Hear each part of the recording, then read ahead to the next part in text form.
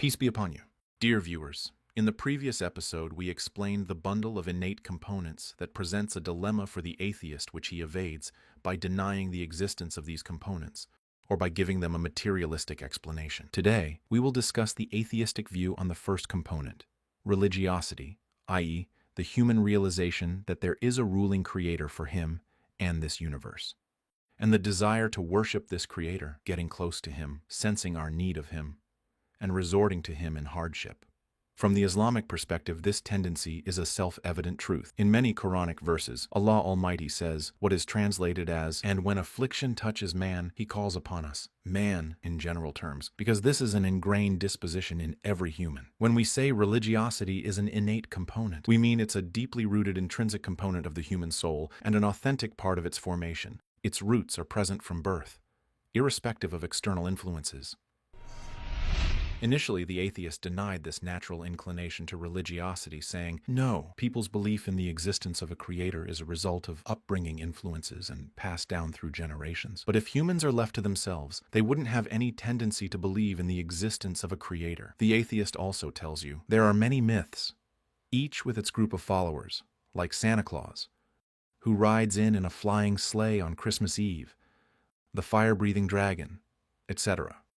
Our response is, even if we ignore the fact that mythical beliefs have no evidence while everything indicates the existence of a creator, as we will show in this series, Allah willing, there is a world of difference in perception between mythical beliefs fed to children, which they later discover to be total fabrications, lacking any proof, and laugh at themselves because they used to believe in them, such as dragons, Santa Claus, or myths believed by people in certain geographical locations and passed down through generations. On the other hand, religiosity, this deeply rooted feeling people find in themselves, even those who deny this feeling desperately grapple with themselves to deny it, but its question haunts them and imposes itself time after time, forcing them to desperately seek materialistic explanations for it. This predisposition towards religion in the human psyche is confirmed by studies in anthropology and sociology. It has become common in many studies to refer to the innate nature of religion by saying, religion is hardwired in humans, meaning it is an intrinsic component in humans, intertwined with their flesh and blood, like arteries and nerves. This is a truth deeply rooted in history.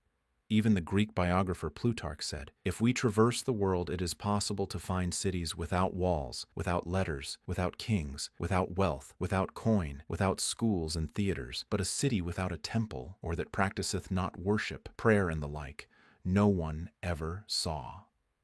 This matter doesn't require studies or historical analysis, but is something the human finds in himself, that if he falls into hardship, he gets a strong feeling which he cannot ignore, that there is a supreme power who can save him, and he finds himself calling and resorting to his Lord to relieve him. Hence the Western proverb, there are no atheists in foxholes. Foxholes mean war trenches, where soldiers are exposed to life-threatening danger.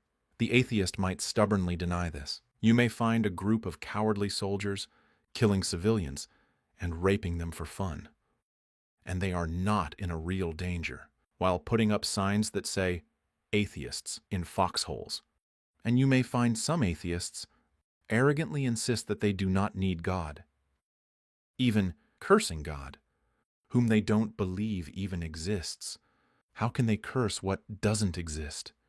Their sickening repetition of such expressions without rhyme or reason indicates a conflicted psyche, struggling to suppress the deep voice within. Otherwise, they wouldn't need all this noise, especially since the atheist does not expect a reward in the afterlife for publicizing his belief, nor does he have absolute moral motives to save people from the delusion of believing in a God, according to his viewpoint. To fill the void which results from denying this innate component which imposes itself upon them, they began to establish atheist congregations, with rituals remarkably similar to religious congregations, known as atheist churches, which began to spread in many countries, such as the US, Canada, and Britain, as a conscious or unconscious expression of an innate component, searching for a form of release. Indeed, Ibn al-Qayyim was right in saying, there is a need in the heart that nothing can fill but Allah Almighty, and there is disunity in it that can only be unified by returning to Him, and there is a sickness in it that can only be cured by faithfully worshipping only Him. So we are not talking about dragons or Santa Claus, but about a deeply rooted feeling that people across the ages have found within themselves. A persistent question in the denier's head demanding an answer, again and again. A belief, which the components of the innate bundle work jointly to direct to and serve, as we explained in the last episode. We are not talking about myths, which neither relate to the innate bundle, nor complement it. An atheist might say, humans enjoy feelings of dominance. A male may feel a desire to sexually assault a female. Yet you, believers in Allah, consider this a bad tendency. We respond, the human tendency to follow whims and desires does not refute our argument, even if some people are inclined to vice. They do not defend such tendencies or deem them right, but admit that they are evil tendencies. The innate component here, the moral tendency, includes the admission that illicit desires are bad. The human being knows that these tendencies are wrong by innate nature we are talking about. Hence, it is an argument for us, not against us. Many atheists admitted that religiosity and belief in the existence of a God goes beyond external and environmental influences and is a central element in humans. What did they do then? Did they believe?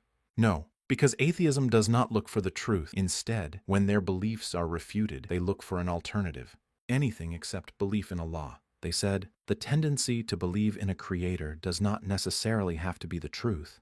It might be a delusion resulting from randomness. It might be a naturally selected trait to help humans survive. And we will look for a material explanation for religiosity. Indeed, new fields of study began to emerge to study this phenomenon. For example, a new brand of neuroscience emerged, neurotheology, a field devoted to researching the link between the nervous system and the phenomenon of religiosity. They even searched for the gene responsible for religiosity. The American geneticist Dean Hamer published a book in 2005 titled The God Gene: How Faith is Hardwired into Our Genes, which discusses how faith is part of our genes. You will find publications on the search for the part of the brain responsible for belief in a creator, such as Matthew Alper's The God Part of the Brain, i.e., the faith part of the brain. First, note that these atheists did not seek materialistic explanations for people's belief in dragons, or any other silly example given by atheists. When they said, you assume there is a God, anyone can assume anything, like a flying spaghetti monster, a teapot orbiting space, etc. Because there is a world of difference between these silly examples and beliefs, and the intrinsic religiosity that is deeply rooted in humans. But wait, atheists, what are you doing? We are looking for a materialistic explanation for religiosity, okay? Let's assume you can find a materialistic explanation for religiosity. You still have to find materialistic explanations for all the other innate components that we discussed in the previous episode. We will see, when we present the free will episode, the invalidity of trying to provide a genetic materialistic explanation for everything, and how such explanations turn to foolish nonsense. Yet we say, let's assume that you do find genes for religiosity, others for mental necessities, a third set for morality, a fourth for instincts, a fifth for sense of purpose, and a sixth set for free will, which seems paradoxical, obviously, like saying genes force you to be free. But let's assume you do find all these genes. How to explain this coordinated directed bundle which guides people to believe in a creator, love his worship, and seek refuge in him, with the mental necessities to understand his requirements, the moral tendencies in harmony with his commandments, a sense of purpose motivating humans to find them and follow them, free will to choose to obey or disobey him, and instincts to ensure human survival on earth during this trial period. It is as if your randomness worships our Lord. Even if you do find this bundle, then it is more evidence for the greatness of our Creator, who instilled it in humans, integrated its components, and made it aligned with His commandments. Atheistic arrogance answers, All these tendencies don't necessarily mean anything, and their existence does not mean that they are valid. In fact, dear viewers, even though our explanations are sufficient for those who seek guidance, we will continue to debate the atheist, as this discussion has benefits. We'll see in the coming episodes the consequences of the claim by the atheist, that what the human finds in himself from these components doesn't give them a value of truth. Our next stop is mental necessities. It is an important episode with ample benefit, Allah willing. So stay tuned. May the peace and mercy of Allah be upon you.